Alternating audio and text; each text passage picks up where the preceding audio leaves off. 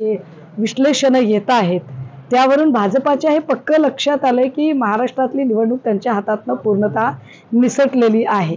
त्यामुळे भाजपचा प्रत्येक माणूस अगदी मोदीजींपासून ते त्यांच्या ब्रिगेडमधले हे जे कंबोज राणे वगैरे जे लोक आहेत यांच्यापर्यंत अशी बेताल वक्तव्य होत राहत आहेत।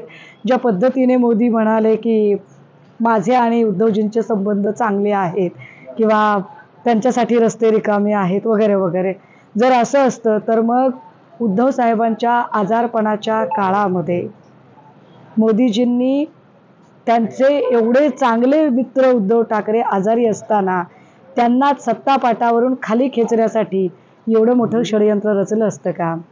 त्यामुळे आत्ता फक्त आणि फक्त उद्धव साहेबांचं गुडविल शेअर करण्यासाठी आणि लोकांमध्ये एक संभ्रम निर्माण करण्यासाठी जर काही वक्तव्य केली जात असतील तर त्याला काही अर्थ नाही। आणि कंबोज सारख्यांच्या बालिश वक्तव्यांवर तर न बोललेलं बरं। राज ठाकरे यांनी पण आज एक वक्तव्य केलं असतं का अशी टीका केली जाते कोणाबद्दल? हे बघा, आमच्या गावाकडे एक म्हण आहे दादा, ज्याची खावी पोळी त्याची वाजवावी टाळी। त्याच्यामुळे आता ते त्यांची टाळी वाजवत असतील तर काय हरकत आहे, आपण टाळ्या ऐकूया, हरकत नाही। मॅडम, शेरोशायरी करत गुलाबराव पाटलांनी ईडीचं कौतुक केलं, कौतुक करणं भाग आहे। शिंदे साहेबांच्या सोबत सगळेच गेलेले, प्रत्येकाला आपल्या अस्तित्वाची भीती आहे।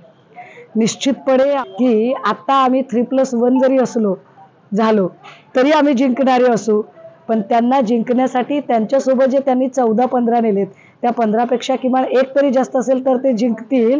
पण 15 मधले 5 जागा तरी, ज्या काही 14-15 लढतायत त्यातल्या 5-4 जरी जागा त्यांना टिकवता येतात का ह्याचं आधी त्यांनी बघावं।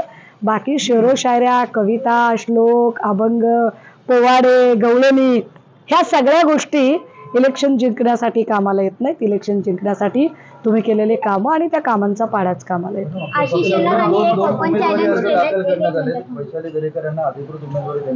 त्याच्यात एवढं काही आपण वेगळं अर्थाने घ्यायची गरज नाही। असं बऱ्याचदा आणि अनेक पक्षांमध्ये असतं की एक बॅकअपला फॉर्म भरलेला असतो, तर बॅकअप फॉर्म भरला म्हणजे काहीतरी आलबेल नाहीये किंवा काहीतरी वेगळी गोष्ट होणार आहे असं काही समजायचं कारण नाही।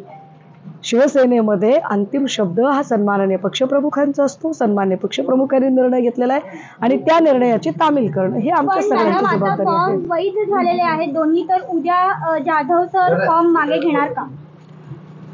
निश्चितपणे तुम्हाला उद्या ती सगळी उत्तरं मिळतील। ज्या अर्थी मी इथे आले एवढा वेळ काढून, मी आजही असणार आहे, मी उद्याही असणार आहे।